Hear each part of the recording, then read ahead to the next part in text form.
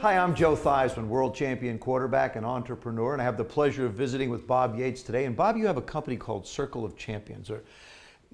First of all, what is it? Circle of Champions is an entrepreneur's network, and I formed it because when I started my entrepreneurial career, I was sort of a loner, like a lone ranger. There was nobody around me that was an entrepreneur. Everyone was working 9-to-5 jobs. So I was looking for a way to, who could I connect with? So when I started out as an entrepreneur, I said, let's form a network for others who are coming into entrepreneurship so that they won't feel so isolated out there. What was the biggest challenge for you to make a decision to become an entrepreneur? Well, what's beautiful is I've never worked a day in my life for anybody. That's just awesome. And you know, the thing, I started my first business at 12 years old and I never looked back. Well, and, before you go any further, what was your business? So I started out as a vendor on the streets of Washington, D.C. And, you know, you have your little stands and you sell products and so forth. Yeah. And that grew, but I had days out there where I was out there all day and made $8. So I struggled for a long time as an entrepreneur. And one day I decided, let's start another business. So I started jewelry business and then computers. And I kept going until I found the business that lit me up. And that's seminars and workshops and training people. And so Circle of Champions is a training company, and we help to bring out the entrepreneur in people. Basically, you're looking for a gift in people, aren't you? Yeah. Do you believe everybody has a gift somewhere that just hasn't been found? I believe everybody's a champion in some area, but maybe they haven't discovered where they can be a champion. Most people have a gift, a talent, or an idea that they're not acting on. They're not doing anything with it, and generally it's either because of fear or I don't know how or where to start. What I believe is that the greatest gift in life is to be able to do what you love and be paid well to do it. So I found what I love and I'm getting paid well to do that. So you know, 3 out of 4 people are unhappy in their job. They feel underappreciated. Right. They don't love what they do every day. So they're basically, it's sort of like a cubicle that they're dying in every day. So I cannot stand to see people I cannot stand to see wasted potential. Right. So what I try to do is to help people to discover that gift, that talent, that idea that they're not using, and let's see how we can turn that into a business or an income stream. What is the first question when you sit down with someone and you want to try and help them become a champion? What's the first question you ask them? What do you love? What do you love to do? Because when you talk about what somebody loves to do, you're talking about passion. Yep. You're talking about the thing that turns them on. You don't have to have somebody rev you up to do what you love to do. Right. You always want to do it. So the first thing is what you love to do. Then there's 3 or 4 questions that come to mind. What you love, what you're good at, because it's not enough to just love something. Right. Are you good at that? Are you gifted at that? The third is what's important to you. What's the most important thing to you? So for me, the most important thing is to live life fully. I want to put everything on the table. I don't want to leave anything. So to me, it's important to me. I know that I've been gifted by the Creator to bring something to this planet. He is an investor. He's invested in me. I want to give that investment. What a great description that is. I feel like you do. When you get to the pearly gates, I want to be standing there facing St. Peter and want him to look at this checklist, and he's going to look at me and go, did you really do all this? And that's the question that I want asked of me when it happens. It sounds like you're the same way. I am. I mean, you know, because when you think of wasted potential, wasted opportunity, I don't know why that bothers me, but I just think that, you know, we don't tap all of what we are. And I think even with you Super Bowl champion, but after that, there's other gifts. There's other things you had to look at. What else do I have now that football is over? Well, football basically provided me a venue and an opportunity. And like you said, it was a gift. You know, I was able to throw the football. I was able to play 15 years. I stayed healthy enough to be able to do certain things, to become, to a degree, quote unquote, a person of influence. And I didn't understand that. I didn't understand what influence is all about. To me, it was all about what can I get? Yes. Yes. You run that fear of, which I look back now and I call it a fear, but you run that fear of, well, I want to do this TV show, I want to do this radio show, I want to do this movie. You know, I want to do this, I want to get that. And that I word just keeps jumping up, and then you come and discover that it's really not the I word that matters. Yeah. It's that what can I give back world that's important. And that's what our potential is for. Right. That's what our gifts are for. They're not for us. My gift, my predominant gift is teaching. Well, that teaching is not for me to teach myself. It's to teach others. Even my gift of entrepreneurship. I believe that everybody has, by the way, I have to say this, I'm from Washington, D.C. Thank you. So I was there when you were the Super Bowl champion. But yeah, I believe that our gifts are are for others. And so for me to be fulfilled, I'll never be fulfilled by chasing money, by trying to be great for the sake of being great. Right. I become great. There's a scripture that I love that says that he who will be the greatest must be the servant of many. And I believe that that's what our job is here, is to serve as many people as we can. So I gave you 3. That 4th thing, after what you love, what you're good at, and what is important to you, is what do you feel you're born to do? And that becomes greater than just starting a business. It's like, okay, I'm put in here for a period of time for a reason.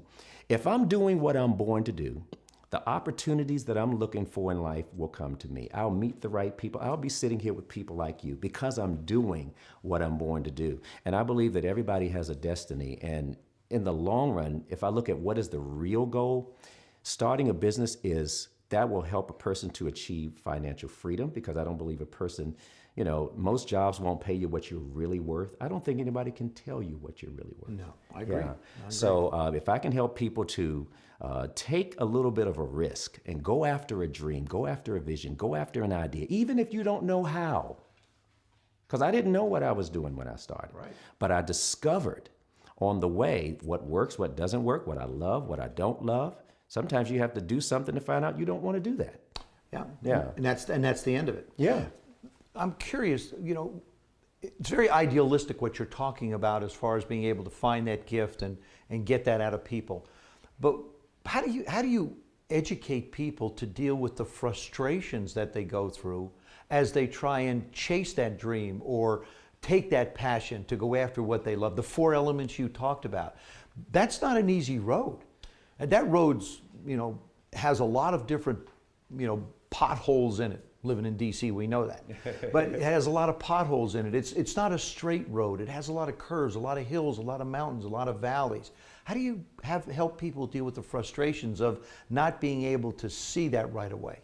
Well, what I've discovered is that most people don't see it. It kind of amazes me that what comes sort of as second nature to me, I know why I'm here, why that's not as obvious to other people. But I think that we know offness. Let's use this word offness, being a little off. I think we can tell when we're off. Mm-hmm. I think we can tell when we're on. Mm-hmm. And there's joy when we're on.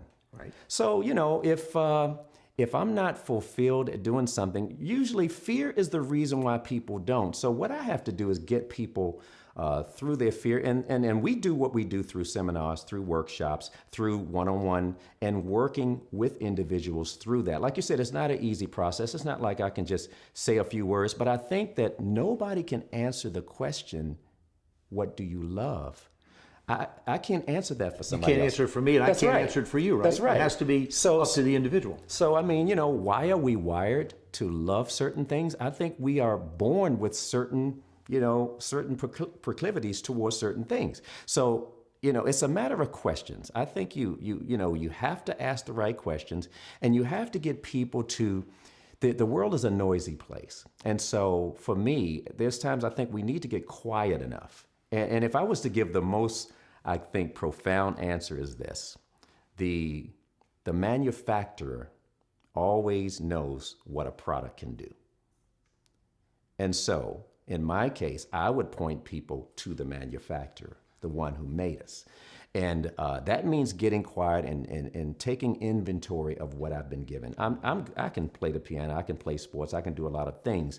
But at the end of the day, there's a particular mission that I believe, and so in answer to your question, it's not an easy road. What you said, it's not like, no, that's right. It's not something, but I don't think it's that. I don't think the Creator hides it from us either. Yes. So that we can't find it. There's doors.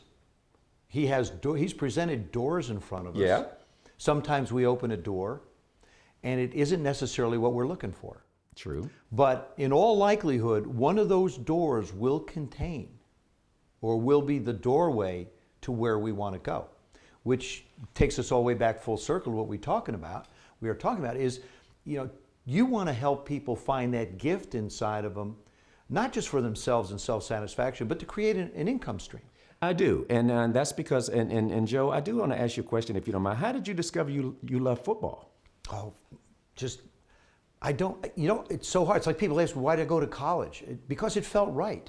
I went to college because it felt like the right place to be for me. I loved the challenge that existed. Yes. I loved the fact that I was the smallest guy playing against bigger guys. Yes. There was a pride aspect to it, is that I'm as good as you are, and I'm not going to let anybody tell me I'm not. Yeah. Those are the things that drove me. Football became a gift. I mean, God gave me an arm. Yeah. Didn't go out until I was 50 years old, but it served me for a lot of years. Yes. So I had a gift, just all the things you talked about. Yeah. I had a passion, I had a gift, it was something I loved. I didn't think about the economics of being a professional football player. Exactly. I thought about the love of what I was doing. Yeah, and see, the passion and the love is the gasoline. That's why it's like the gasoline in a car. If you chase money or you chase what looks like it's going to get you to financial freedom, you're going to run out of gas, because that's not what is, that's like you don't have the fuel. You don't have the right kind of fuel when you're driven by that. So I believe that everybody has that, and there was something you mentioned a minute ago that made me think about this. We have navigation systems in our car. Right. There was a time we didn't have navigation systems. Oh, I know. We used to have to read maps, and I couldn't stand reading maps. I would even go places because I would get lost.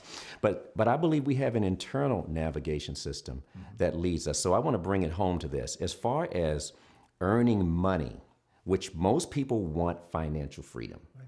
Okay, so if a person can do two things, number one, entrepreneurship is about solving problems for profit. Right. Okay, many people solve problems, but they don't make a profit doing it. And some people even feel guilty about making a profit doing something that they love.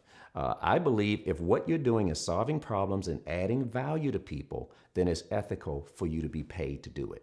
So if a person has a choice and there's a need out there that you can fulfill and people are willing to pay you, and sometimes you have to test that and find out if there is a market. But most of what people love to do, there is a market for it, and people are buying everything. Right.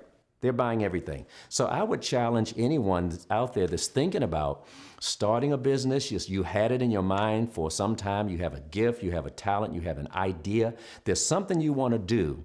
Now is the time. You're not promised tomorrow. I think now is the time for you to take that little leap of faith. Take baby steps, but start moving towards your dream. And don't worry about the money right now. What you do, you start looking at how can I serve and how can I add value to people. And I believe as you get going, how to get paid to do that will evolve. And sometimes you need to hire a coach. Never hurts. Now, how would people get a hold of you? Our website is www.circleofchampions.com. And you can find out a lot about our organization there. We are a membership-based organization, but we do hold public seminars and classes on marketing and business and public speaking, as well as mindsets for success. And I believe that everybody's a champion, and that's why we named our organization Circle of Champions. Bob, thank you. It's a pleasure. Pleasure being with you. My Thank you. pleasure. You got it.